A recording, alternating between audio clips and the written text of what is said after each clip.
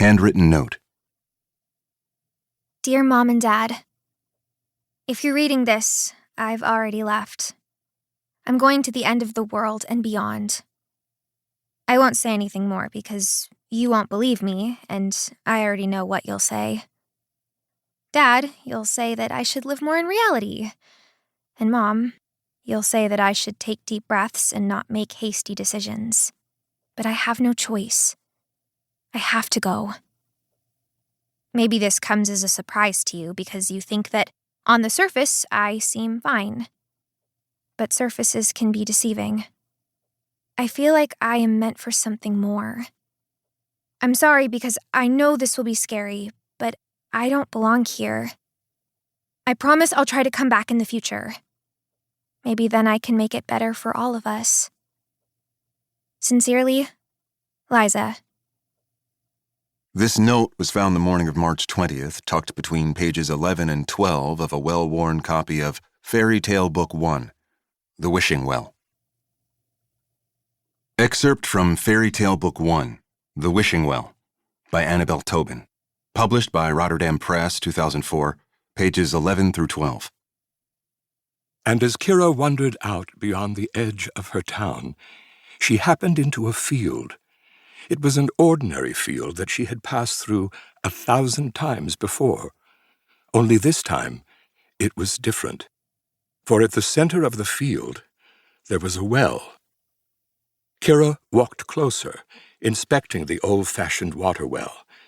It looked ancient, with a rotting wooden roof, a fraying rope attached to the pulley, and lichen-covered stones at the base. How curious, Kira thought as she looked about. Was it possible that she had never noticed it before? Or that she was crossing a different field than she thought? She approached the well, peering over the lip into the abyss.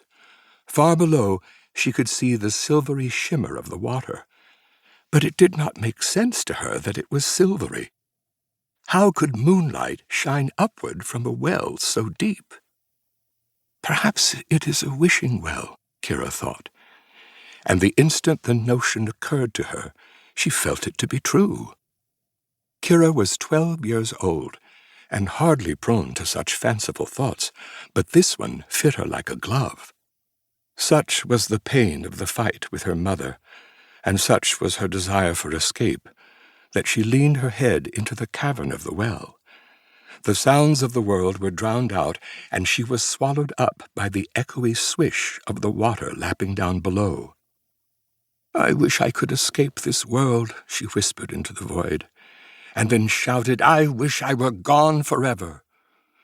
The words reverberated, then evaporated into nothingness, like every other wish she'd ever made.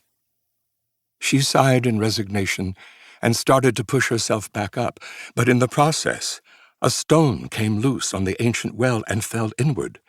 Kira's weight oofed down upon it, and the wall crumbled, sending Kira tumbling awkwardly into the hole.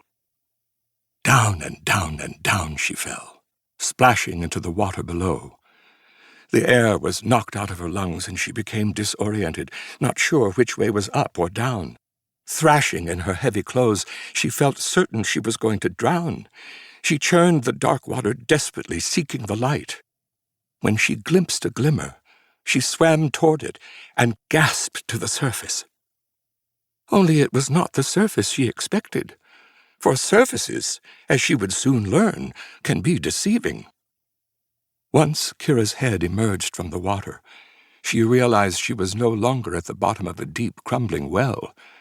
She was bobbing on the undulating waves of a lake, its water dappled by the pure silver light of a radiant full moon overhead. As she spun around, trying to orient herself, she discovered there was a second moon, this one crescent-thin, hanging at the opposite end of the sky.